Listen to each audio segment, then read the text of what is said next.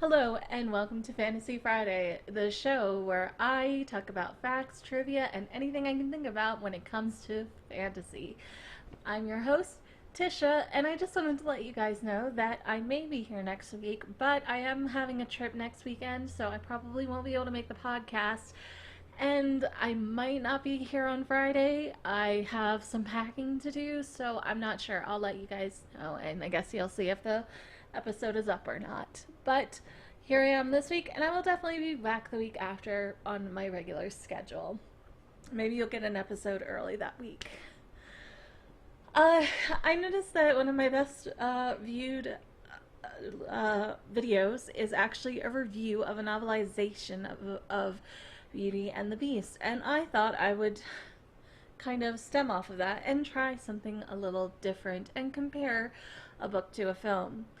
Now, there are a lot of authors that get the I don't want to say screwed over, but screwed over treatment by Hollywood, where someone basically claims the rights to the book and then basically just takes maybe the characters' names and that's it.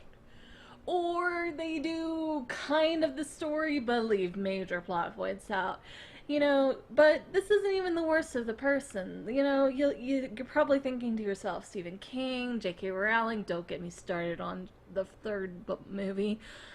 But no, no, no, no. I think the one that gets this the worst is an author by the name of Meg Cabot. For those of you who do not know, this wonderful author is the author of many, many books. Over 100, I'm pretty sure. She's got plenty of series, at least four in each series that she's created. And she is the author of The Princess Diaries, which was made into a film in 2001 that starred Anne Hathaway in her first feature film debut, as well as the wonderful Julie Andrews and a plethora of other people. Now, I love The Princess Diaries, and I actually saw the film before I read the book, so I came in with no knowledge of the book, and it was actually pretty unknown, I think, at the time. I think it was only 2 books in, and well, she was obviously being published and had actually been published under 2 other pen names. It wasn't as far as I could tell, a popular book series. So the movie came out, and it was good. It's a good film. It's a fun film. A nerdy girl who's kind of a plain Jane, um, is finds out that she is the illegitimate child of the prince of a small country called Genovia, which doesn't actually exist, unfortunately. Oh well, when somebody needs to get an island and name it Genovia, just so we can finally say, yes, you can go to Genovia. We need to work on that. But there are 14 books in the series. She came out with a book last year called Royal Wedding, where Mia and her romantic interest finally get married after so many years. I grew up on the novels and the films, and so it was nice to get that little satisfying and seeing her as an adult. Now that I'm an adult, it was her first adult novel for The Princess Diaries. However, if you watch the film and you read the book, you might find a few discrepancies. Not only are a few of the names changed, a few of the characteristics are changed. In fact, a lot of the characteristics are changed. Not even of minor characters like Boris or anything, but their characters completely gone, like Tina Hakim Baba and Lars and Tina Hakim Baba Baba's bodyguard, and I think it's Hassim. It's been a while since I read the book. I need to actually reread the book. I might do that when I'm done this. But a lot of the characters are missing, including, oddly enough, her father. Yes, in the film, Anne Hathaway, or Princess Mia's father, died, and was actually played, ironically, by Anne Hathaway's father in the film. But in the book reality, as it were, He's very much alive. He just has cancer and he can no longer have children.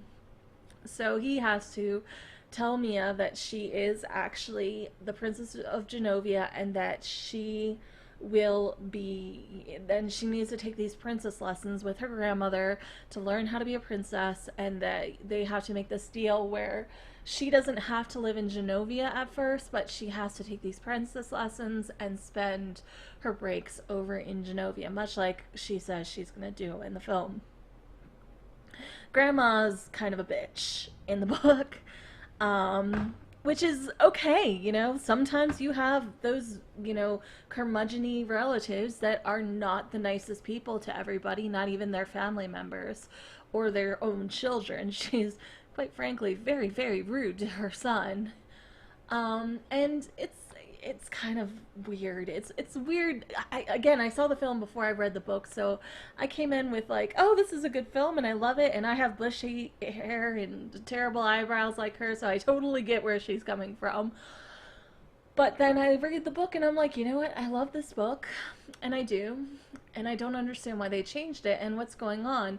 Because by the end of the film, Mia ends up with Michael, played by Robert Schwartzman, who was the lead singer of Vernie, still is.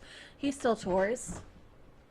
And in the book, no, not so much. They just have a cute little dance at the dance. They go to a school dance. They don't she doesn't have to there's no question of her heritage or of her claiming the throne in the film. She or in the book, she just has to deal with it. She's 14 years old and she, is being put in this position where it's kind of honestly a little unfair, but when you're that young, you really don't have a say in what happens. So her mother does date her teacher, her math teacher, not her debate teacher. They do meet because of, a parent teacher conference where he has to talk to her about Mia and tell her, Mia's not doing so hot. But it's it's it's so hard. It's like comparing apples to oranges because they are so completely different. They're very different films. They're very different entities, not only book wise to film wise, but just the story in and of itself. And it's weird because they even changed the location from New York to San Francisco, and this was before 9/11. This was actually right before 9/11, so they could have filmed in New York pretty easily, I would think, and on sound stages. Though they filmed a little bit on the same soundstage where Julie Andrews filmed Mary Poppins back in the day, so maybe that's kind of why they had to stick to it. But it just seemed a little weird. It's nitpicky, I'm sure, but when it comes down to it, the whole film was very, very different than the book that it was based on, and then to the point where it's like it's basically just based on the characters and a few select events. However, the second film, they do say that. They say that it's based on characters created by Meg Cabot because it's completely off book. Like, I mean, and she makes fun of it in her in her novels. There are actually like full passages from the novels because they're in diary form where she's basically writing in a journal saying, okay, this happened, that happened, and they basically Lily's pissed because she's like, they made me out to be a bitch and I was nothing but supportive of you when you became a princess, which actually, that is something that wasn't changed, was she was actually kind of terrible to her when she became a princess. That's why she became friends with Tina Hakim Baba. But, she was removed from the film. Too many characters, I guess. I don't know. I think looking back on it, it's not my favorite film anymore. I still love Anne Hathaway. I don't care what the haters say. But I do prefer the books. I actually have the entire set. Like I said, there's like 14 or 15 books, including novellas. So this woman has been working on this series for many, many, many years. And she has many more. I completely recommend her, even if you're an adult. They start off a little young, but they get more mature as it gets older. and it's a good book series, especially for a young woman. I would recommend this if you have a daughter or anything that's going into middle school, going into high school. It's a clean book series. You don't have to worry about, sex or drugs or anything. Well, I think there was alcohol in one book, but like they learned their lessons on that. It's like one of those after school special type of books, if you know what I mean. But it's a lot of fun and deserves a lot more credit. I think Meg Cabot deserves a lot more credit than her books are given due from Hollywood, considering what they do to them after they acquire the rights. I might actually make this my month's topic on her different books interpretations, because I think there have been four different times that Hollywood has taken one of her works and changed it completely. I don't know if I'm going to do Princess Diaries too, so it might be down to 3 weeks, but then I can skip next week, so it's okay. Um, but do you guys like the Princess Diaries? Do you like Anne Hathaway? Did you know that this was actually her first film? And have you read the series? Does this make you want to read the series? And do you think I should talk about other books that were turned into films or novelizations of films? Leave your comments below and let me know what you want to hear, and I will take it into consideration. Also, leave any constructive criticism you might have. I'm always willing to learn. I'm still learning how to do this stuff. I will see you soon. Have a fantastical weekend.